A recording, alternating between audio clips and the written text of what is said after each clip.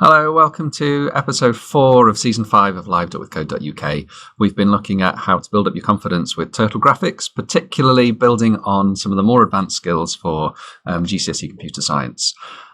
So last time we loaded grayscale image from a file, so a two-dimensional array of bitmap data that we could read from a file like this, and all of the numbers represented the brightness, the intensity from black to white. So 255 here means white, and 0 if we had any would mean black, and then we wrote some code to read that in from a file and display it.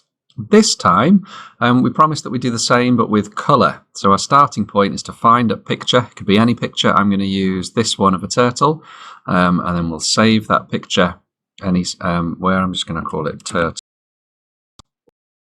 Overwrite it, and then we go to tools.withcode.uk/bitmap, and we can drag that saved image in and see the bitmap data, but this time I want RGB, red, green, blue. So every pixel, every coloured cell, every coloured square has the amount of red, green and blue light to represent that colour. We could have a three-dimensional list, as in X, Y and position within RGB, but we're going to process this hexadecimal colour here. So that's what we're going to load from a file. So let's start from a blank Python file. Zoom in a little bit so that we can see what's going on. The file itself, let's call imagedata.txt again, and paste all of that in, which is just all the stuff from here. Right, let's do some decomposition. So let's see. First of all, let's have import modules, and we're going to need a turtle graphics module. What else are we going to need? We're probably going to need some global variables, but even before that we might have some constants, so values with a name that we can use throughout the program. We're going to want some subprograms, some procedures and functions. And then we want the main program. Right. So what's going to happen? With decomposition, first of all, load the data from a file and then display the data. How on earth do we do that? Well, I want to be able to do something like load image from a particular file. So we don't know what the file name is yet. That sounds like a job for a constant. We made image data help.txt, and we should store that somewhere.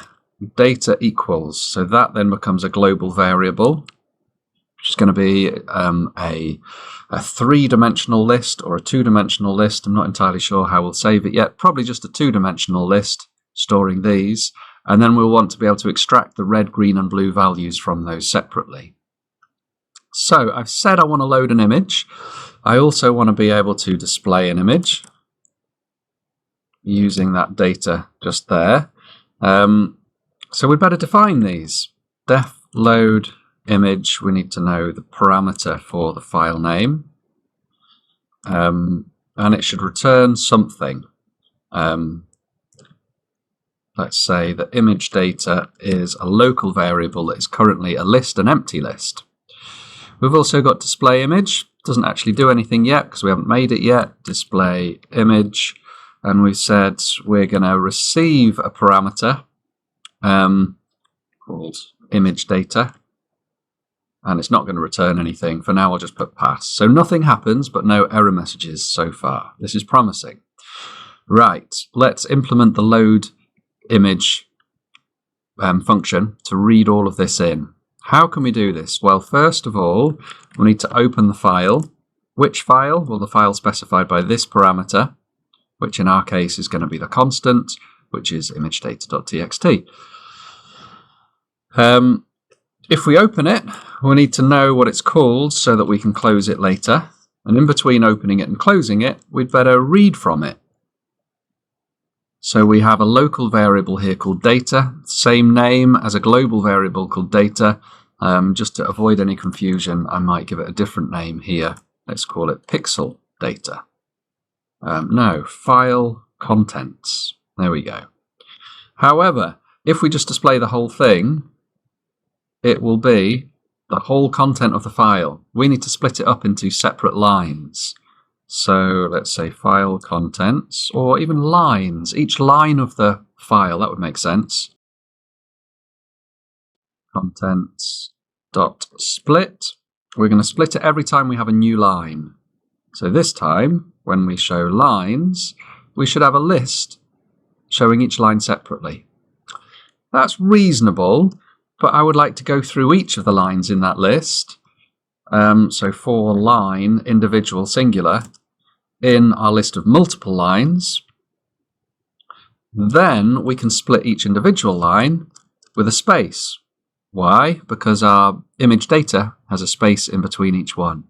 Okay, this is more like what we want now. So we can say pixel data, or just row, because it's moving across our image. That's no good yet, because I want to add this row to the list of image data. So how can we do that? Image data.append, which means add inside a list onto the end of a list the row that we've just made.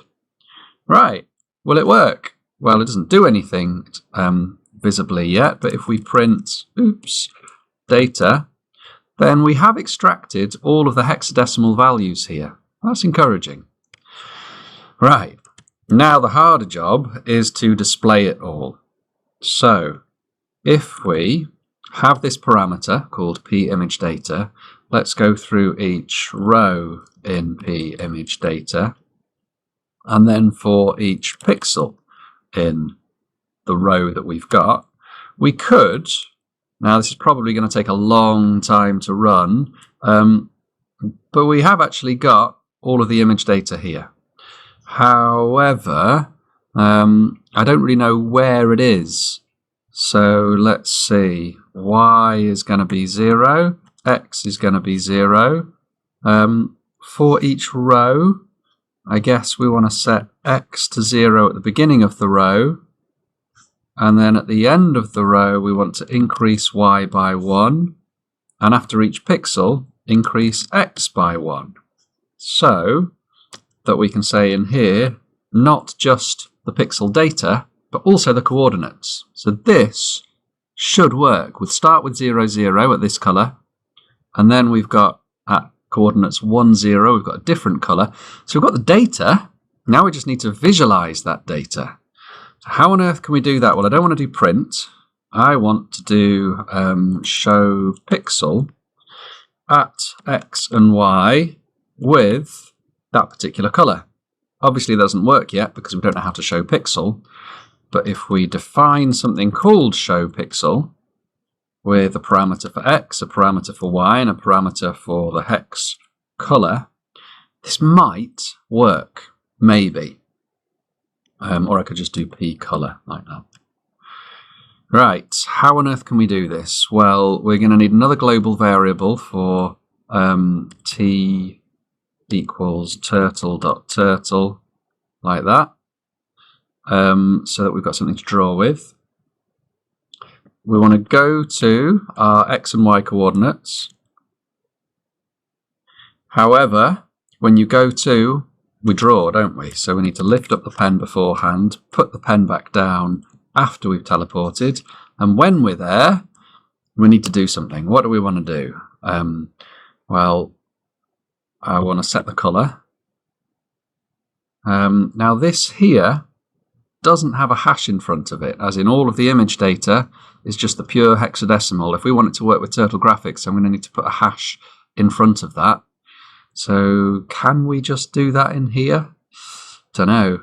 Let's see, if I put a hash at the front and then concatenate with whatever that is, maybe we could just t.forwards 1 pixel. However we want to put the pen down before we move.